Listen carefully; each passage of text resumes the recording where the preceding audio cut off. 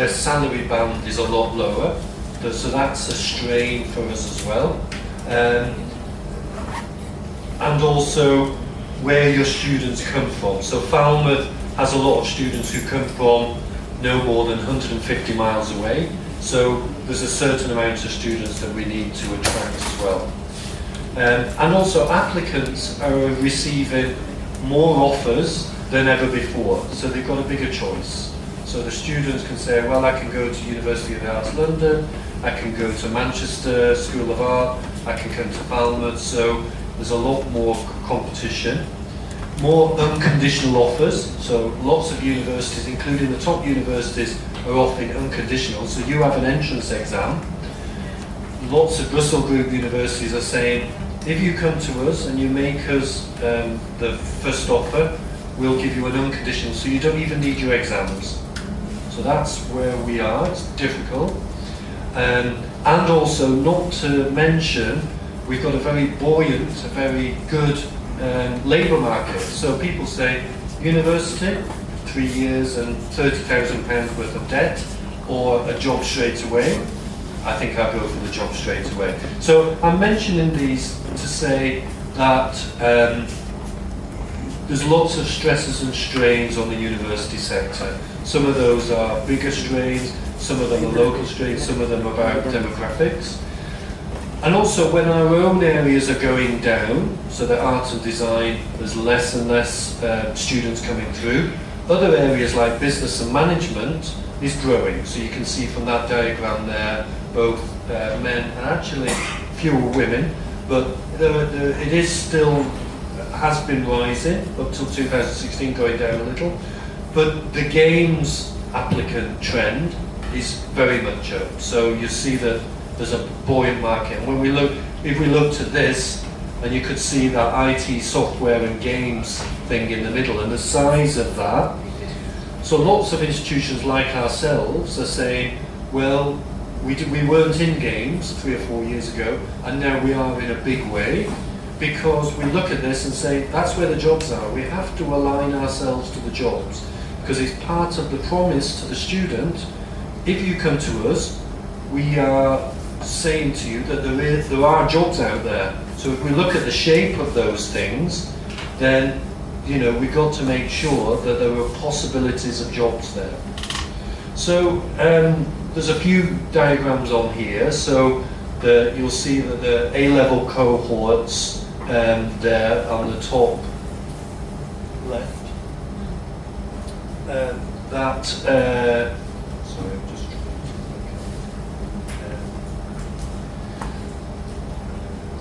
I really can't see that.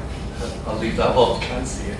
But you'll see the bottom left diagram is very interesting in that that's value for money of your present course. So this is a graph of the value for money. And the green line is good value for money, and the red line is poor, very poor value for money. So you'll see that more university courses are being perceived as poor value for money, and less being perceived as good value for money. So it's quite important that we have got to turn that around and say, well, this is what we think value for money is. The bottom right one is very interesting because that shows where the salary is for art and design, and we're right at the bottom of university degrees for salaries. So of course we're competing across the sector with business and dentistry and medics and all kinds of, and the arts are somewhere in there, but art and design are the bottom. So again, when we're talking to parents and students, the possibility of starting your career, you're starting your career with a low salary.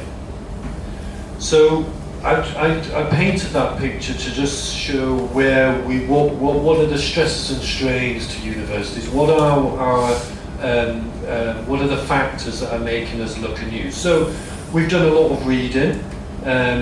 We've looked at. We're trying to strategize the things that we're doing. So we're looking at forces through all of this. You can see top left is the industrial strategy, the UK industrial strategy, but we also have lots of reading to say, and lots of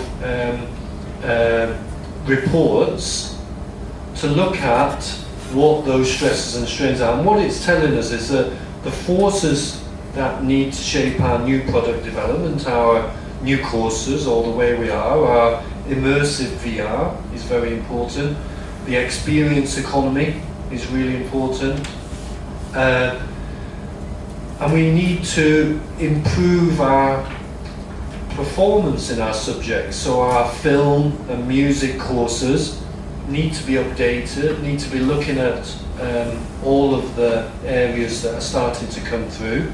And it has to change how we're going to teach these things. Yesterday we spoke about, is the course you're teaching really the same construction as the course that you were on 25 years ago? And I can see lots of courses that are. So we looked at reports from UK government, Nesta, McKinsey's, CIOS, JW Thomson. We looked at different futurologists, Accenture, Goldman Sachs, HEPI, and leading thinkers and academics to say, where are you going? And people have said, this is Klaus Schwab, who from World Economic Forum, says, we stand on the on the brink of a technological revolution that will fundamentally alter the way we live, work, and relate to one another. In its scale, scope, and complexity, the transformation will be unlike anything humankind has experienced before. It is categorized by a fusion of technologies that is blurring the lines between the physical, digital, and biological spheres. And I think those three things are very important: the physical, the digital, and the biological. So, of course, you've heard this a million times before, but this is the fourth industrial revolution. So this is going to be really important for all universities. So the context of the fourth industrial revolution is that it is the convergence of these three realms: digital, physical, and biological. And it's really important for universities to have an interpretation of that and understand what it is. So the world of automation, machine learning, AI, artificial intelligence, robotics, big data, Internet of Things, smart drones, autonomous vehicles, 3D printing, health tech, wearable tech, the list goes on. So if we are not, as universities, at least understanding that, then we're going to be left behind.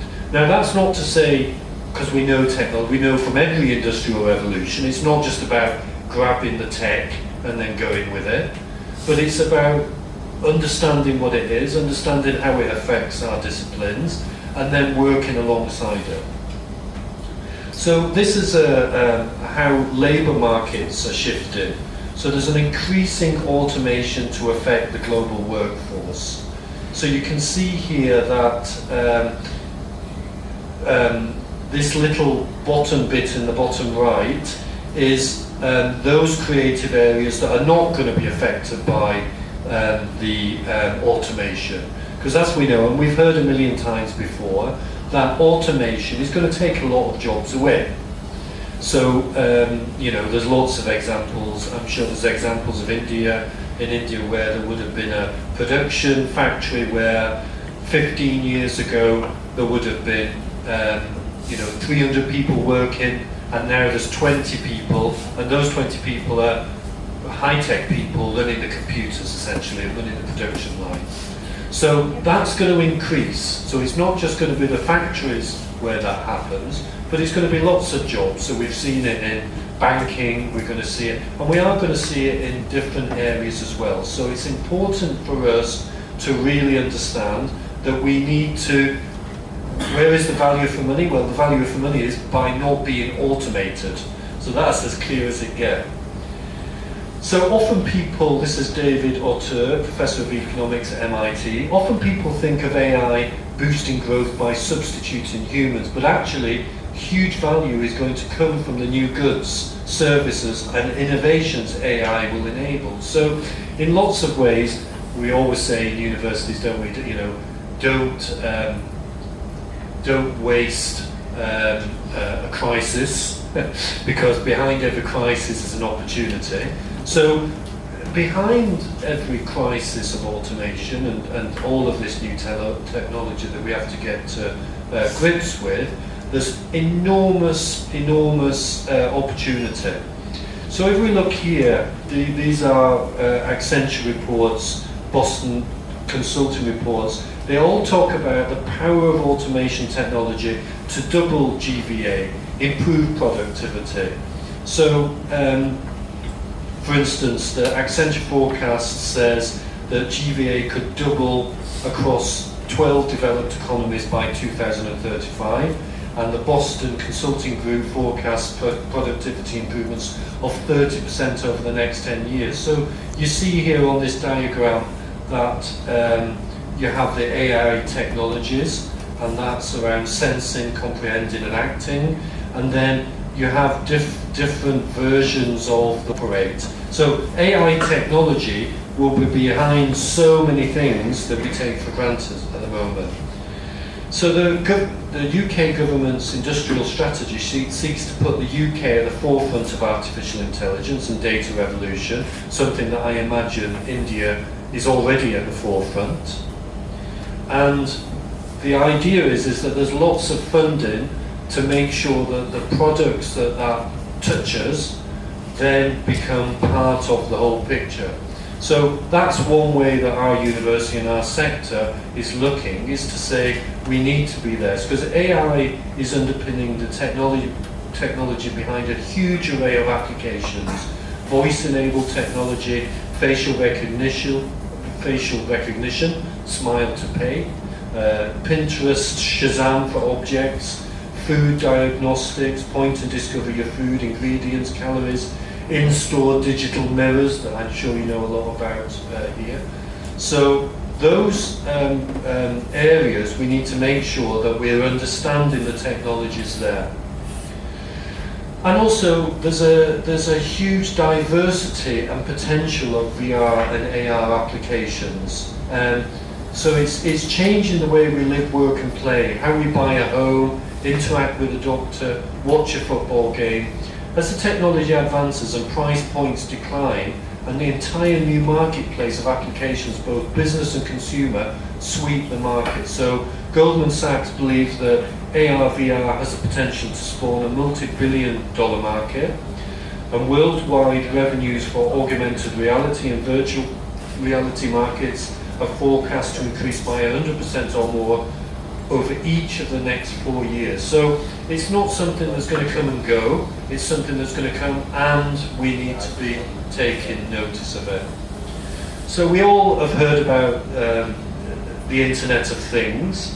We know that it's the Internet of eyes and ears, and it has the potential to, economic value of going from 2.7 to 6.2 trillion US dollars.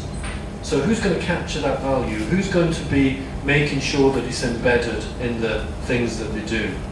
So Amazon saw a record Cyber Monday this year, where shoppers spent $6.5 billion online, millions of which was on smart home technology. So this is set to increase, and the drive of advertising on the smart home assistants, the fight to get the top of the search rankings with those home assistants is ever more important. So we've seen the beginning of it, but it's going to become more and more important. And those things are the eyes and the ears of the internet. Robotics, and we're not talking, this is a robot. I did a research project around that. This is a robot, so it's not the 1950s idea of this thing coming doing your washing up.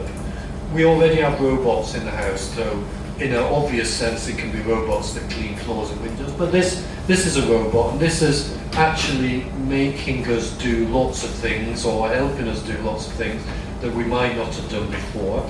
And it's a multi-billion-dollar global market for robotics, long dominated by industrial and logistic users, but it's begun to see, begun to see a shift towards new consumer and office applications. So there'll be 1.5 billion market for consumer and business robotics by 2019. By next year, a 1.5 billion. So that is becoming more consumer based. And you see on the diagrams there that the office robots, the consumer and office, which is the blue line, the top one, is just increasing enormously. And last year, 20% of Google mobile searches were by voice. 20% by voice. That's enormous for me. And that's predicted to be 50% by 2020. So you'll see how that voice search and the voice ordering of things and the voice, the way that it's forming our lives, is going to be 50% by 2020. And that shows how the robotics, the consumer robotic market, is growing so quickly. 7 times faster than the market for manufacturing robots. And we know, and you'll be the experts in this, of how companies are using the robotic structures, are using this to personalize, to make sure that, you know, how you would go running in New Delhi might be very different from how you go running in Falmouth. So the factory to produce the trainers, the Adidas Speed Factory, can be different in different places for different personalizations for different countries. So that type of personalization and the way that you manufacture might be more localized than globalized, and it might be more personalized than multi-user ways of doing things. So the data that we get in, and you know, even for the way that we run, that's helping us or companies develop the robotics that meet that. So, you know, high-end training shoes, design driven by athlete data, open source co-creation, small batch designs for specific markets. So that's the way that it's touching all of our areas. So yesterday we were talking about working with manufacturers, and of course manufacturers are going, you know, fewer and fewer of the mass manufacturing in the factory, more and more high profile, high tech, computer driven manufacturing, but then also this, which is data that we're working with and working on that's making these small batch design for specific markets. You know, Nike, all the companies are doing the same.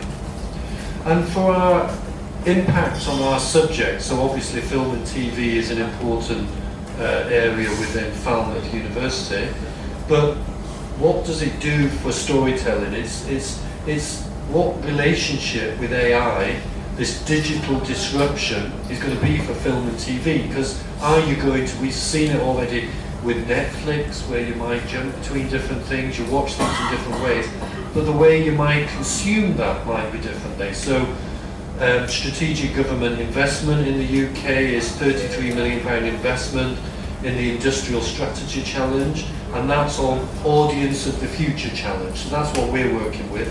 What are our audiences for the future? How do they react with these technologies, and what do they want, and how do they want it differently? We've seen that happen already. You know, you can't go down the street without nearly everybody bumping into everybody because they've got their heads down and looking at these things. That is changing the way we are. I have to tell my 13-year-old son, get off your phone, get off your phone, get off your phone. And that, I'm going to get bored of it soon, and he's just going to be on his phone all the time. It's part of his body, exactly. Network is like oxygen, I see. Yeah, and his eyesight will be shot. No, I think these youngsters, they will not ask you, is the food in the house? Like, is something wrong with the Wi-Fi? Like, they will sit where the Wi-Fi signal is the best. Yeah. Network is like oxygen. Yeah. But also, there's the opposite to that, is that people, and I know I can see it amongst a young generation who say, nah, don't want it. If you give me information, print me a poster, because I don't want to look at this.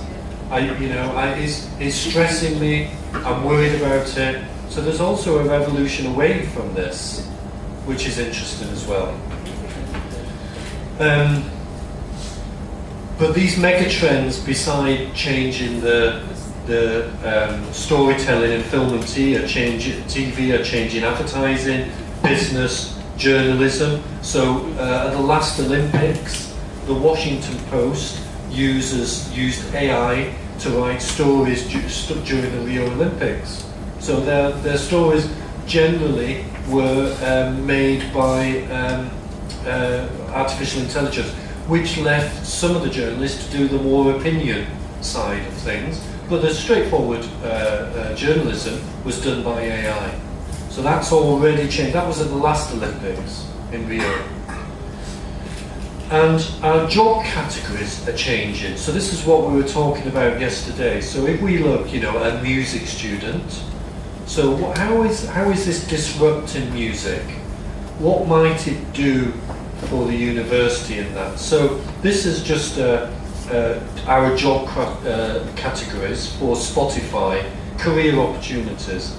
And you'll see that it's business development, product management, design and UX, data analytics, content. So, when we look at our music courses in our university, where you have music, digital music, popular music, is that look into that? Because there isn't a job there which is music, and there isn't a job there which is popular music. Actually, you can see this being a mashup, and I think this is happening in every area. This is not just music. So are we responding to this mashup of jobs? As I said yesterday, I think all of those jobs are actually project driven. So they're just a set of projects that lead the company on to the next bit. So what they want, and you see it with Google at the moment, they just want to put creative people together with a variety of competencies and skills, and some of that is creative and being able to think out of the box. But they just want to put creatives together and have those competencies running through and deliver everything with projects. So are we in line with that? Are we developing students, graduates, who can walk straight into these, understand it? And some of the videos yesterday of even the small, medium enterprise directors were saying now, they're coming out of a fashion degree or a textiles degree, and they don't realise there's all of these options. So that's important. So these light blue slides are initial responses from my university, Falmouth University, on what we're going to start to do with this stuff that we're finding out. So we have an idea that we want our students to be a creative bridge. They're the creative bridge. So the concept is that as we have done in research and innovation within the university, we want to transform incoming disciplinary driven freshers, students coming in, into market savvy graduates well versed in the application of creativity across a wide range of high value sectors. That's where we want our students to be and do. So we know that when they come from school or A levels and colleges, they've got photography in mind, they've got fashion, but let them come in with that idea. But we've got to make sure that when they go out, they've got a more nuanced idea of what that can be, and they've experienced some of that, and they can see what that wider economy is and how that happens. The next slide is a very nice one. This was our Vice Chancellor, Anne Carlisle, and she drew what she thinks the university should look like in a typical Vice Chancellor's way. But what she was trying to say with that diagram on the left is, students come in as a photographer, but then there's a field of activity happens when you're at university. There's something happens, and it's not continuing in the swim lanes. It's actually things happen in there, and then that gives you an idea of what all of that complexity is when you come out, so that when you come out, you're a bit more market savvy. You understand your area. So if you come in as a photography student, you understand all those nuances, and then you can go out. And it's happening in the UK with lots of different universities. So this is a private university, Hyper Island, very bold about what it does. It's just change your tomorrow. Very straightforward. This is, directly talking to how this works. People will know Olin College of Engineering, and they've really described how they will change engineering. It's not going to be the classic way that it's been before, but this will be the new experience. And also others that are changing the way that the education is. Changing the way that you come in, the way you do things, the way you experience things and then go out. And I'm sure you have lots of examples of this. And then we look at ourselves, Falmouth University. Actually, we have a new website coming out next month. But it's a very interesting thing to say, compared to that, what are we seeing? Well, it's a mishmash of stuff. It's, here is somebody using a camera, we've got some open days, still time to apply, this is our subject area, don't even know what it is. So we're not clearly telling the story of what we do and how we do and where we go. So another one of the things that Falmouth have said is that our curriculum will be multidisciplinary. And I know that NIFT has the same curriculum reform.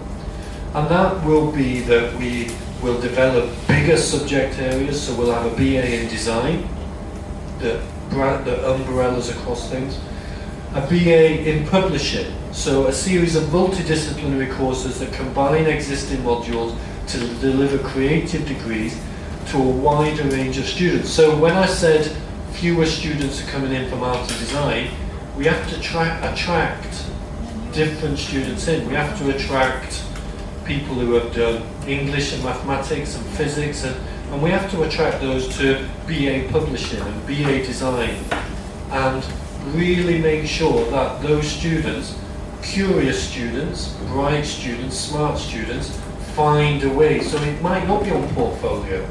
When I was at the Technical University in Eindhoven, I went from the Design Academy where we interviewed students to death. So only the very, very, very, very best students came with the very best portfolio. And we were really clear about what that portfolio was. And then I went to the Technical University, which is the same as Imperial University, so very much, engineering. And they said, oh, we don't interview here. I said, what? They said, no, we don't interview. If the students get the grades, unless we put a limit on our numbers, any student who gets that grade can come to the university. So I was thinking, this is going to be a complete disaster. So all these students turned up, luckily enough there were not too many that we couldn't manage. And actually, they came, it was in Eindhoven, so they got more of a kind of engineering Philips, their father and the grandfather and great-grandfather had worked at Philips. So they understood design and product, but they came from, in Holland, it's a certain track, which is to be a doctor, actually. So they came on a certain track, and I thought, what is it going to be to teach these students design and drawing? They were brilliant right from the beginning. And they were brilliant because they were just curious. And they wanted to bring together different elements, I'll give you an example. One of the first students who graduated from that course that I'm going to talk about tomorrow, always tomorrow, he realised that if you go underwater scuba diving with tanks, there's no way of either sticking together with the people you're diving with or telling somebody that there's a shark behind you. So he developed a special thing, this was 10 years ago, where if you were swimming with three other people and they'd synchronise, and one of you went out for more than 2 meters, it started to pulse. And then another thing you could do was press it, and everybody looked, and you could point at the shark. Now, for his undergraduate degree, he made a working model. He tested it in the swimming pool. He showed us how it worked. It had all the technology there. The design was beautiful, and the process was beautiful. And that was an undergraduate student. And a sports watch company said, we really like this product, we'd like to buy you out, and there's €1 million to do this. And he went, no, not interested. He said, I don't want to be in 5-10 years' time in a lockup outside Eindhoven with a cheap BMW car. I'm now going to go and do particle physics in Amsterdam to understand, because what I found out is that there's no internet etiquette under the water. And I think in the future, that etiquette of underwater communication is going to be really important. So I'm going to go and do that. I have a bigger dream. And that, in a way, is what the type of people we need to get into our institutions are. People who say, I have a vision of how this all comes together, and then I'm going to go, and whatever it takes to bring that together is going to be important. I'm going to talk about the workshop festival in a second. That's a little case study I've got.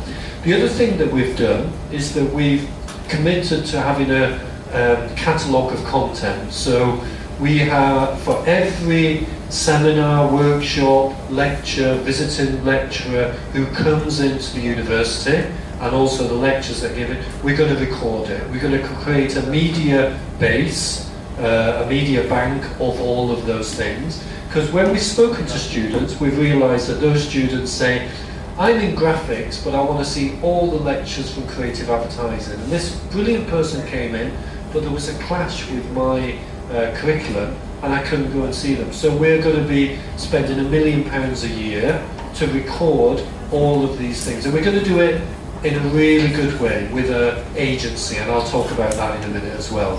So why are we doing that? Well, when we talk about value for money for the students, what are they getting?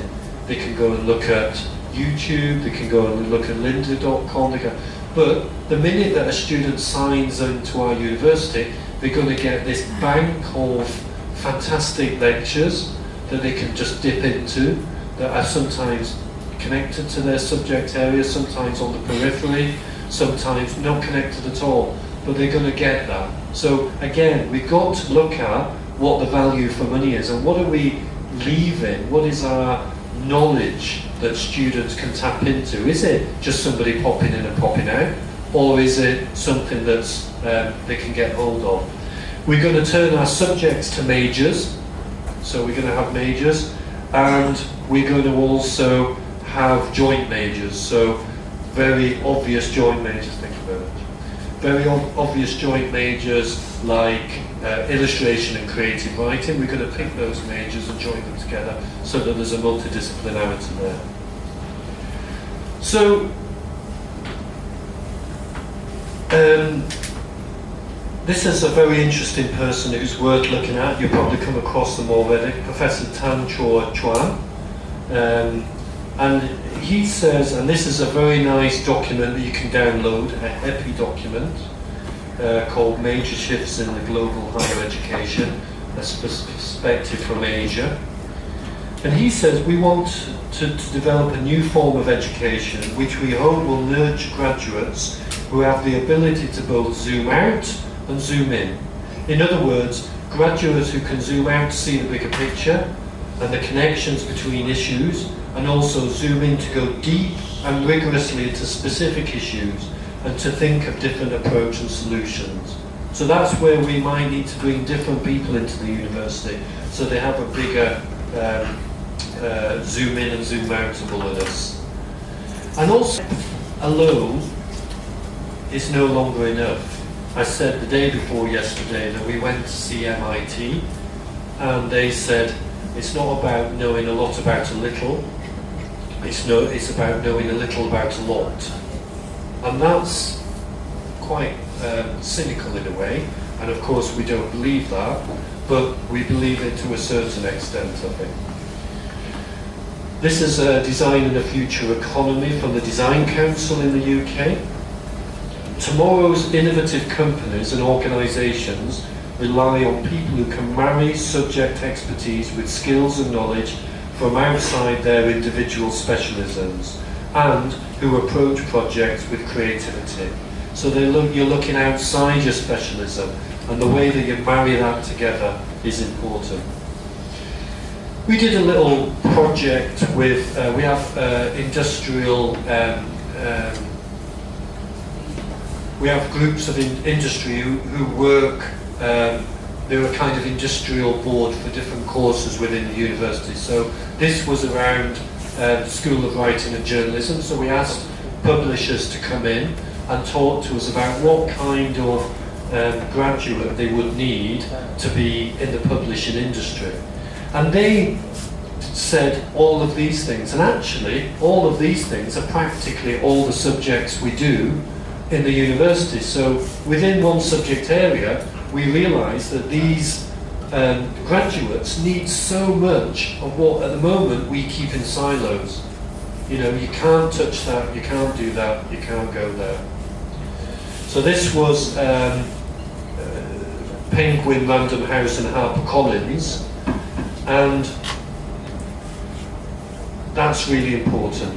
The publishing industry is set to contribute 7.8 billion to the UK economy. So if we are producing graduates who are not doing all of that, therefore can't walk straight into the work that they'll need to do, then we need to change it. So we think that in 2030, skills are best fostered by students working together in teams. That's an MIT quote, on real challenges across disciplines. And MIT said that we do this because it's how problems are solved in the real world. And I think too many times we do make it about the individual. We talked yesterday about problems about assessing students in teams, but that shouldn't stop us from doing more and more work in teams, because that multidisciplinary and sometimes interdisciplinary work is the way things are done in the real world. So future occupational demand and high-level interpersonal and cognitive skills of ideation, team working, problem solving, project management, judgment, decision making, effective communication and resilience. We need a curriculum that allows us to develop those skills. So of course it should be embedded, but if we checked our curriculum, are they managing to do all of that? So this is, again, a private university. And, yeah. Hi. Hi. Are we expecting a lot from one particular individual to have sort of push all these things? I mean, I also find there are students interacting with some people in students in UK. They're under a lot of pressure. Yes. A lot of pressure. And they're breaking down and depression and substance abuse is quite common. Yeah, I'm not sure that's because we put in pressure on them in this way. I agree with you, there's a whole, I mean, if we look at our mental health and well-being in the UK, it's breaking down in a big way, but we haven't really started to do this yet, really. So I can't think that it's that. I do understand that there's a lot of pressure, and if you are a shy retiring student who really has a certain way with textiles and is brilliant in that, that's okay. But from the moment so we looked at the illustration students who went off and did projects in New York. So they're quite individual people, illustration students, but the minute they did the project, they had to work with a team, they had to work with an editor, a product person, they had to be in line with time. So I don't think we're being fair to the students if we're not at least giving them some training in all of these things. I take what you're saying, but I think that if a student thinks that they can just carry on working in this very individual way when they leave, chances are they're not. I'm not, we're pretty much in a similar situation here. These pressures are on us as an institute. Industry expects exactly what you've been saying here as well. They want at a bachelor's level the student to come out with all these qualities in them and just get into the whole process of, you still give them time. I don't think our industries give them that kind of time here as well. And the pressure is pretty high on the children. But it makes me think that I think we're expecting it with this whole word of constant perfection. we are always aiming for that. Yes. And our own curriculum, as we have written, we've chosen to put the idealistic picture there, but sometimes I feel that it's sort of pressure. Yeah, I agree with that. Yeah, I have no answer to that, and I agree. I think just to continue what Charlie is saying, I also agree with her because when I was trained many years ago, or many of us, we were also more probably focused rather than having a bigger thing. But as and when we went and started performing in the industry, depending on our own capabilities, of course we also imbibed many things, and somebody went into more managerial things, somebody of course industry was even then expecting us to do more than what they had at home. But I think each of us worked out. I never learned any software during my time. So there was nothing. But there was only one Macintosh in ID which was not doing much. But as we went out and accepted, so each of us I think picked up different things. So that worked I think quite well for us. So I don't know what's going to happen now, because right now when the industry says they are not perfect, because they are not perfect or because they are not expert in one area. So they if you're not doing well in this, they say okay, do this, and they are probably not by their interest. I'm sure somebody is able to pick up this, but then they are not prepared to handle so much. I think that's. I think it's a reality. It's a reality that we are learning to accept. Yes, and later they're not able to take care of themselves for 1 or 2 years because it's just not possible. You can't pay a rent if you're getting 15,000 as a salary. It's nothing, right? And a lot of times they do take up these semi-internship kind of jobs which have no security because they're thinking of building up a certain certain skills, certain experience which will later on be valued in the industry.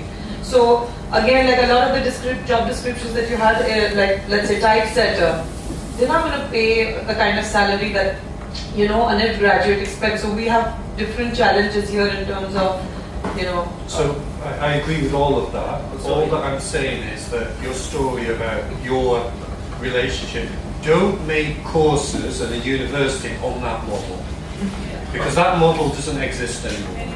And if you're creating courses that's in any way on students, but it's a bigger pressure to go through a university degree and then find out that the skills that you've developed, you need to do 2 years of internship, actually 2 years of very badly paid university in the University of Life. So are there things that we can do to prepare them more so that they're not aiming to be a typesetter that doesn't exist anymore or whatever we're doing, that we give them more options? And I think that was I won't go back to it, the scribble diagram is, we know they come in wanting to be typesetters, but they've got to leave with a savviness. And I know that it's putting a lot of pressure on the students, but I think it's more pressure for them to get out with a degree and realise that it's meaningless. So that's important. I wanted to give a very interesting example. I think a lot of the faculty from Delhi would remember. There are a couple of graduates, like one is from a management course and another is from a design course. They're now popular like video bloggers with IDEVA, and it's really got no direct this thing with design, but I'm sure they struggled in that time and now they're like famous, but they struggled probably with internships which were poorly paid. Or like we have people who've done, I have got students in my course which is knitwear who are active bloggers and they barely made a grade when they were in college because they were busy doing their blogging, so they were not able to complete their assignments. But they are doing well, like in the sense like they're doing well in the school of life, but they didn't do so well in uni because that wasn't part of. That's what I'm saying. Yeah. Once you go out, Therefore, prepare courses that actually bridge this gap more and more.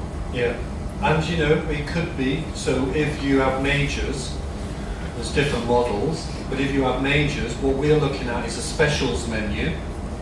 And if that special menu has vlogging or storytelling, which includes vlogging, then it might be something that's very interesting to students. So they still have the core discipline, but we pare that down to make space for the specials menu. Okay, there's more to talk about. Yeah. So high university, they're really clear about this is what you'll learn, this is what you'll learn. this is how you'll learn it, and this is how it'll be useful. So do we need to be a bit more clearer? Sometimes you look on different websites with different universities, and it's also, you know, the languages, and if you were looking at it, whereas the private disruptors are clearer. This is what you do, this is what you'll learn, this is how you'll learn it. So we are moving towards a universities that will be entirely challenge-based. We think that challenge-based university will give the students the learning they need as they need it. So we've got some different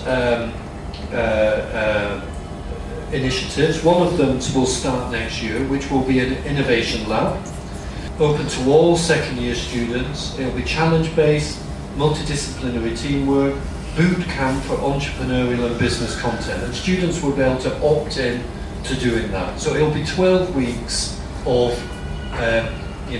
book-ended, bringing brilliant speakers in, working in a team on real projects with real companies, challenge-based, and we'll call it the Innovation Lab. And that'll be a chance for us to test out this challenge-based approach. And we'll, through our curriculum structure that I'm going to talk about in a while, we'll also be able to test how much and measure how much of that will be challenge-based. And also, when we ask students and look at our different departments, the best bits of them are projects, and there's a list of them there, that are ex-curricular. So it's marine and natural history photography trip to Galapagos. And what was really interesting about the D School was that there was a television program about how to redesign a shopping trolley. And those people who did it thought, it'd be great to do a special school within Stanford. So those people went to Stanford and said, we'd like to set up a faculty of design because we think we've got something really interesting. And Stanford said, no chance. No chance, we don't do that, and you won't do that, and you've not got the profile and the reputation. So they went off to Germany, got €1 million or marks of funding, came back to them, and the D School, Stanford said, okay, you can do it, but it can only be a module, and you can't have your own faculty, but it can just be a course, a module, and actually we're not going to even let you have your own area, so all students can choose it. But that was the beauty of the module, is that people, scientists come in and do it, biologists, designers, artists and other people, and do this module, and it's got a fantastic reputation. But I think it's got a fantastic reputation because it was forced into an interdisciplinary way of working. So still it isn't part of a faculty, still it's just a course, a module that works like that. And actually that's the history of Stanford. Stanford had a big estate. It was almost bankrupt in the 1940s. It had to sell a lot of its internal estate to business to get by, and then it brought business into the middle of the university. So again, they didn't waste a crisis. They brought business in, and that's the model that, and again, the D School, they knew something was happening. They wouldn't let them make a faculty, and it's always got to reinvent itself being the D School. And it, when we talk about industry, we often talk about industry, don't we? We've got to redefine industry. It's all the social innovation, it's community-based stuff. It's lots of our students don't want to go into this one-dimensional thing industry. They don't want to work for an agency. They've got a much more community social approach to things. And those community and social initiatives are happening all around us. So universities should look to that and prepare students for that, and not keep saying industry as if it's a smoky thing in the distance with some chimneys and producing garments. It's not just that, is it? It's all of those social initiatives that all of our students are very important, are very connected to already. So we also have another blue slide. We also want the university to become a creative agency. So we're developing an umbrella agency. So this is how an agency sets up, and we'll develop subsidiary companies. So a main model. Main is the name of our photographic agency that just received the Guardian Award. But we'll have production house, games development studio, events company, design studio, and then in 2021, as I said yesterday, we want to flip it. So agency activity will become curriculum. That is the way that we deliver curriculum. And then all the things that we said are employability. We said don't just send it to your careers people. Actually, the agency will be employability. So that will be where you do all the things that is the connection with the outside world. And I like the idea of a university being a set of creative agencies. And that's Main, our photography agency. So we want to turn our subject area into businesses. We want to change the paradigm. We want students to have more than one chance. So if you're doing agency work that you're being paid for, and we are developing our connection with industry, and we also are making sure that there's a backwards and forwards communication, then it's double benefit for the student. So that's something that we're working on. You know, all of this stuff we're not new to. So different universities have been running agencies, but none of them are saying that their curriculum will be agency. So how's that going to go? Those are the bold things that we've got to say. Can a university become an agency? And all students will work and learn in teams. We have curriculum management. We have lots of courses now that already work in teams. So animation, creative advertising, game, are all in teams. So let's use that best practice, but let's also support. If anybody's ever done teamwork throughout a whole degree, you'll realise it's not easier to do teamwork. It's so much more difficult. So you need training in leadership. Well, you need training for academics and students in leadership, conflict management, communication, coordination, all of the things you need to run successful teams. And again, back to Professor Tam, the upshot of this is that to thrive and to contribute in this age of empowerment, individuals must have the right abilities and the right mindset to make the most of current conditions and to seize or create new opportunities.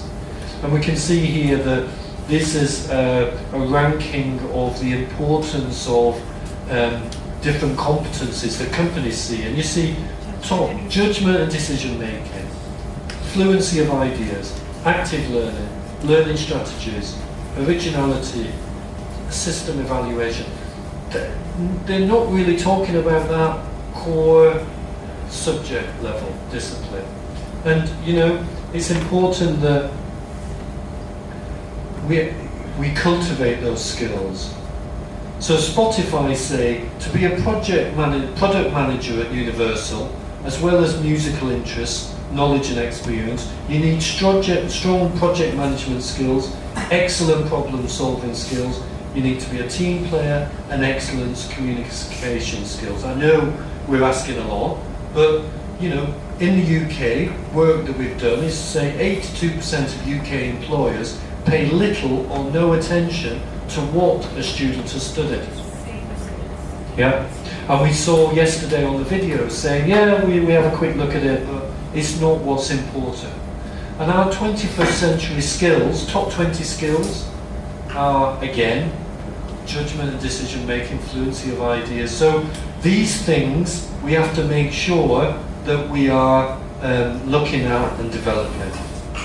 And again, looking for 2000 to 2030, we think that the learning at Falmouth will be personalised, flexible and omni-channel. So there has to be an interoperability. So imagine, we always think of university as being campus-based. In Falmouth we introduced online postgraduates, and those online postgraduates are much more successful, and more of them now, than the campus-based. And actually, the students are happier, and they're doing it alongside the job. Yeah. And there's lots of things that we're learning about doing online MAs. Actually, it might be the way to do it. So imagine if you're a student and we have partners around the world that you might do a year at Falmouth, you might do a year online, you might do a year with one of our partners somewhere. And that partnership might, and the way that you learn and how you learn and the structure of that learning has to be in an interoperability. A good example is on our MA onlines, because we have a very closed environment of learning, we use Canvas, by the way, as our way of doing it, we have online tutors. So the online tutors are based in Hong Kong, Brighton, London, Amsterdam, and they support students in modules, online modules. And it's a beautiful way of doing it, because those tutors know that they have to be agile, flexible. They know that they might have to, respond at 8 o'clock at night to those things, and they structure their work around that. And we're looking at that now, saying, well, maybe we just need more online tutors, because if we do make it more omni-channel, it's quite nice to have people who are in New Delhi as an online tutor, because those students will be supported by professionals who are doing their work, creative industries work, alongside being a tutor. So if we look at economic shifts, the dependence on emerging markets for economic growth, then you'll see that the middle classes in 2010 and the forecast for 2030. So the dark blue is what size it's going to be in 2030. So you'll see lots of different areas. Not such great growth in Europe, although it's a bigger one to start with. Look at China. It's enormous. Look at India and the growth there. So if students are going to go to university, they may predominantly come from the middle classes, and there's a huge growth there. So how are we going to accommodate the growth from different areas? Now, you're based in one of those areas and you can see that growth. Are you set up for that growth? And do you need to think about that? And again, just to emphasise, Falmouth, for instance, at the moment the shape is there on the left, so 6,000 students with another 1,500 online. That's something with the bureaucracy around all of this and the not knowing and big files and too much being in there, is that people just saw it as a paper exercise. It wasn't really their curriculum, they didn't own it. So the principles around this are that the course and module information will be written in a simple language for staff and students. There'll be a common consistency in what for module descriptors, course descriptors and learning outcomes. All modules will have a common student-facing module guide on the learning space, so that's our virtual learning space, that will describe exactly what has to be done to pass that module. So we have the module descriptors, course descriptors, they're the official validators, but alongside that the students will have a module guide online which will allow them to really know what it is, what the validated documents are, but where you go, what you do, how you do it. On our documentation we'll have contact teaching time, we spoke about yesterday, day before, guided independent study time and assessment deliverables, so they'll be clearly stated for each of the modules and will be reflected in actual timetable. That's important. And also total contact teaching time for a successful graduate at a BA Honours will be in the region of 1,200 hours, approximately 12 hours per week for a 15-week study block. So we know what it takes totally for a student to pass a degree, it's 1,200 hours. So our learning outcomes will become level learning outcomes. So we have level learning outcomes for each of the levels. And course 6, those learning outcomes will be the learning outcomes that get the degree, the threshold learning outcome. Level 5 will be to move from 5 to 6. level 4 to 4 to 5. So that's year 1 is 4, year 2 is 5, and year 3, your degree is 6. So we'll also develop, and I'll show you what that is, a common assessment criteria we use to award grades assessed against learning outcomes. And the aim is that the assessment criteria will be common across the university, and that's something that we've achieved. So, as I mentioned the other day, up to 3 learning outcomes will be assessed on 20, 30 and 40 credit modules. So there's 120 credits in a year for us. But the 60 credit module, which is half a year, will allow people to have 5 learning outcomes. So that was where staff said, academics said, we need 5 learning outcomes. Okay, we'll allow them to do that. And the course will have between 8 to 10 learning outcomes to describe the course. So Falmouth has a system where you have 8 to 10 learning outcomes for the whole course, and we've made sure that those are level learning outcomes. And also, this is very important because we did some assessment, there'll be no more than 2 summative assessment elements per module. We found that some modules, a 20 credit module, had 6 assessment. So students were having to put 6 assessment pieces in for a 20 credit module, no more than 2.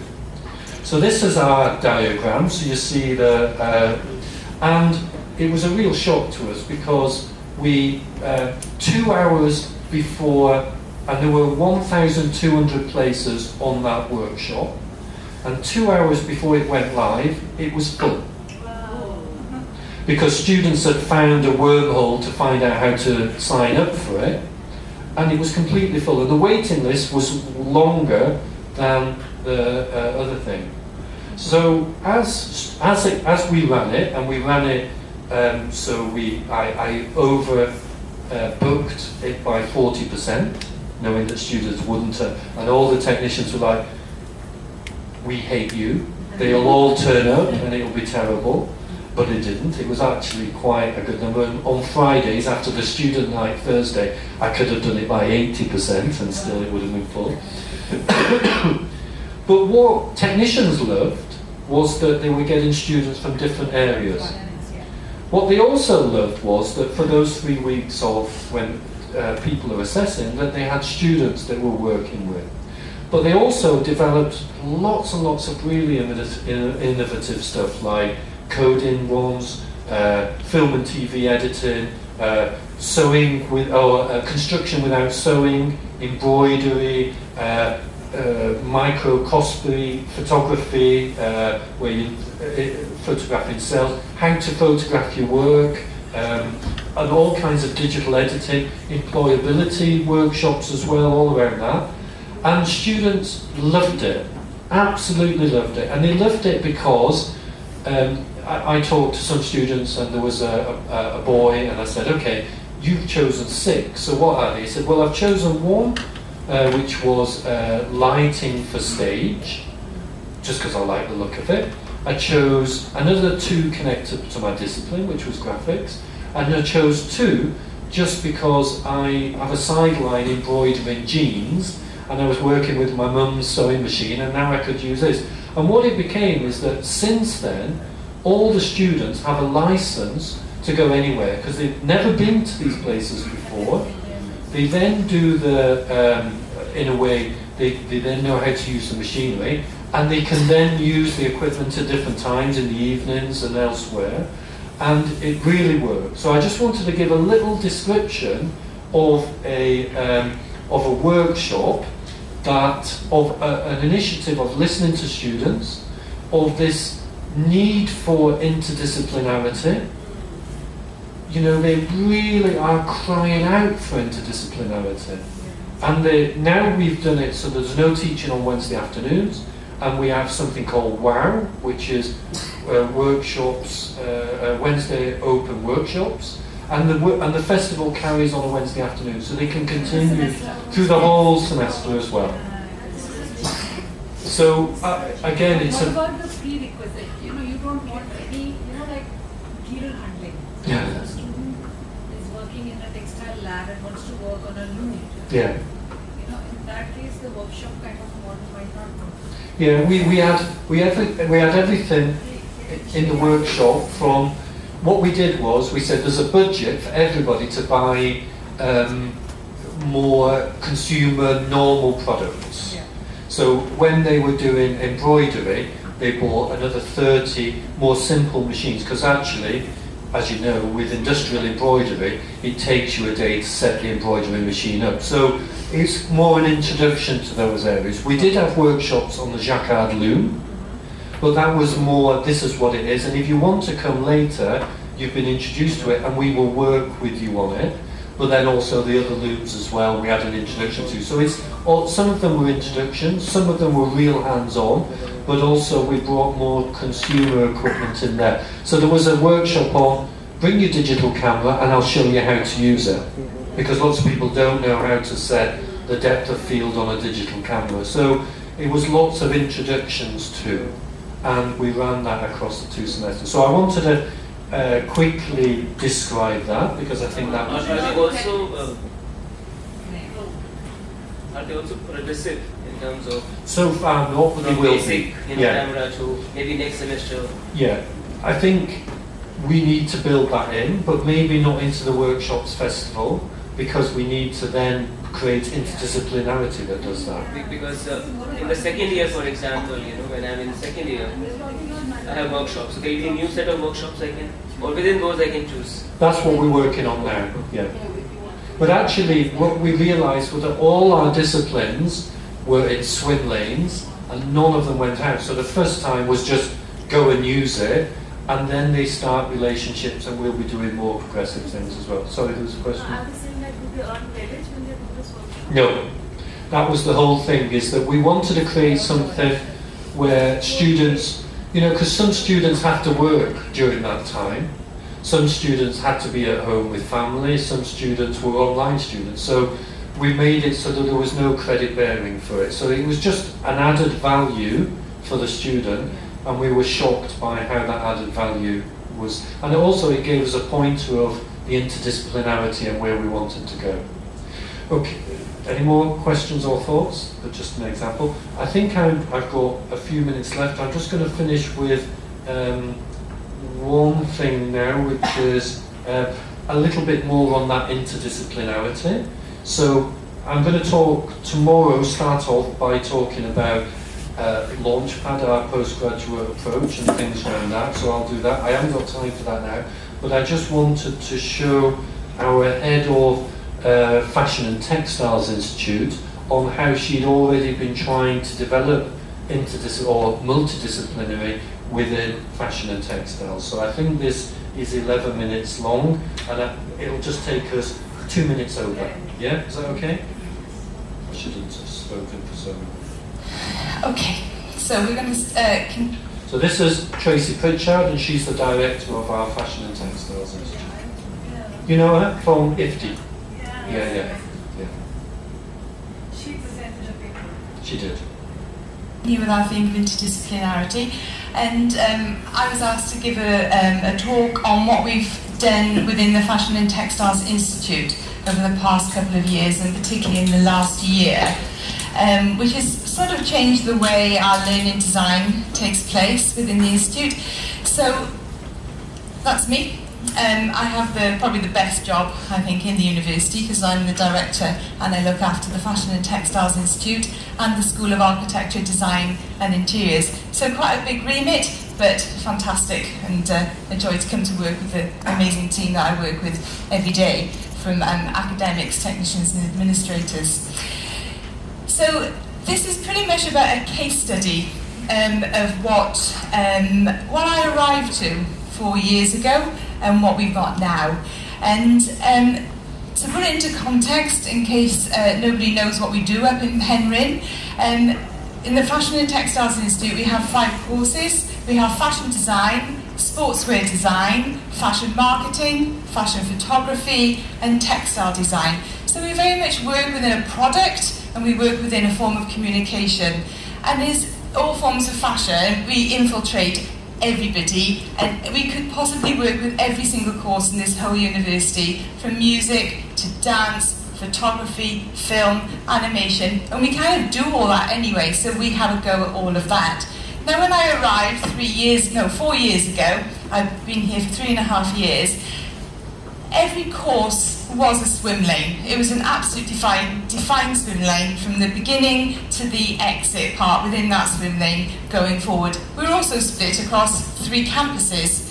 Textiles was on a completely different course from fashion. We were where advertising was at this moment, where fashion design was, photography was out in the town somewhere, and I just thought, gosh, I'm just not used to this. I'm not used to being this sort of disparate, split up entity of fashion, because fashion is all about being together, infiltrating everything and each other, working with each other. So one of the first things that we did was want to bring together. So my first request was, can we all operate under the same roof?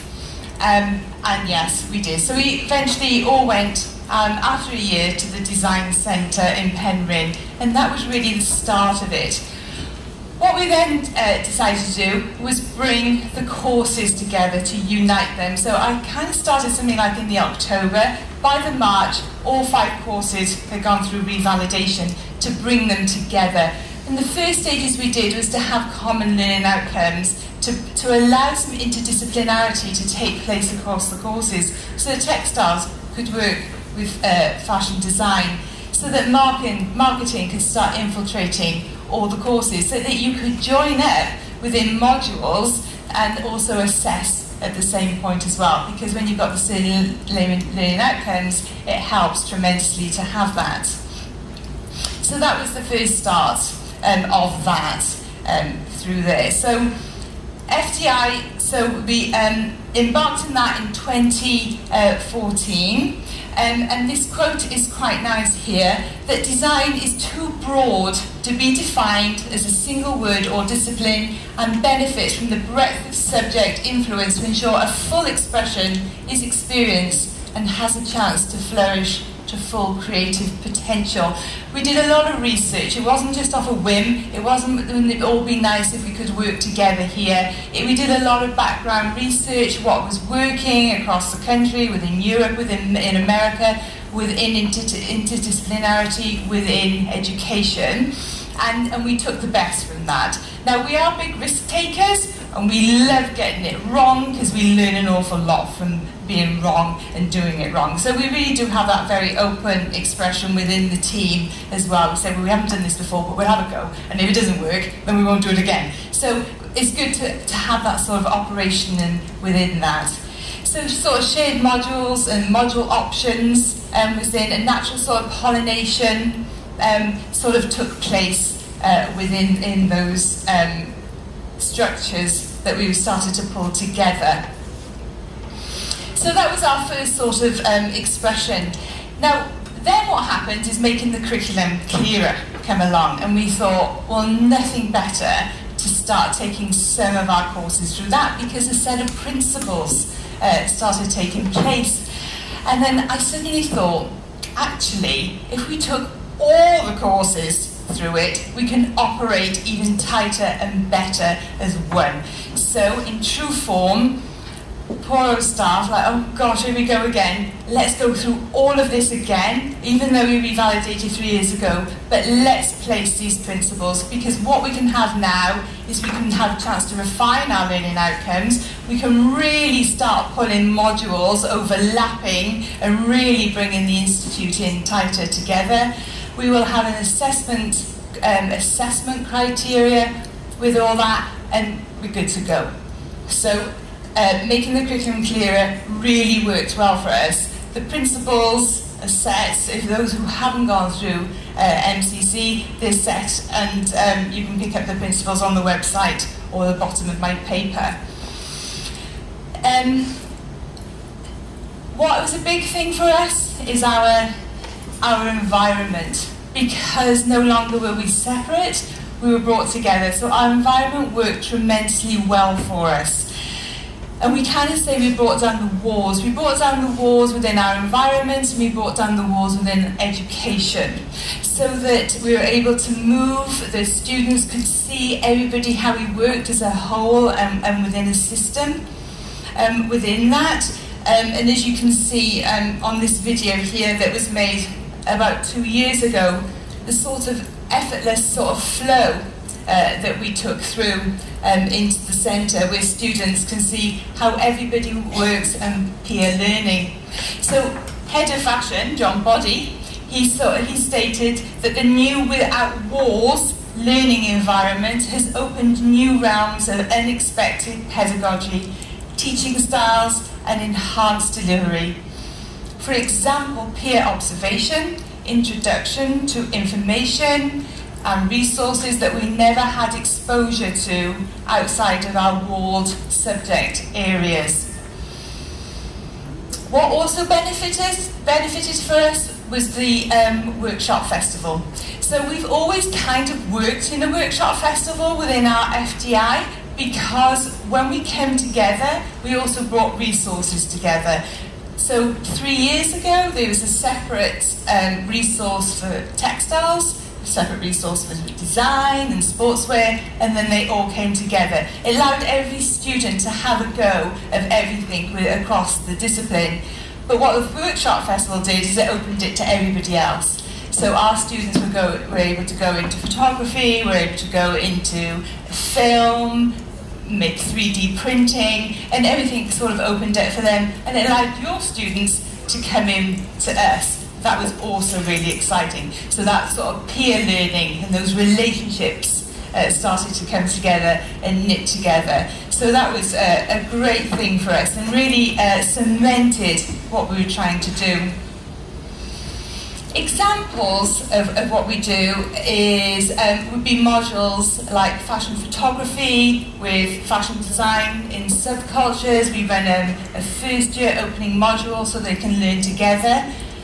One of the modules that we would like to open up to music, we'd like to open up to film, we'd like to open up to journalism, so we can enrich the student experience. So even though we're kind of mastering it in a way in the Fashion and Textiles Institute, we kind of really want to open our doors. Our walls are down, but we want the doors open now for everybody to come in and start working and seeing with what we do, and sort of sharing those sort of modules with us.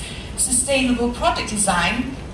So what then happened, I then inherited the School of Architecture, Design and Interiors, and I'm like, come on in. Now we can all really mix in. So sustainable product design, working with sportswear design on the shoe project, we have sustainable shoes.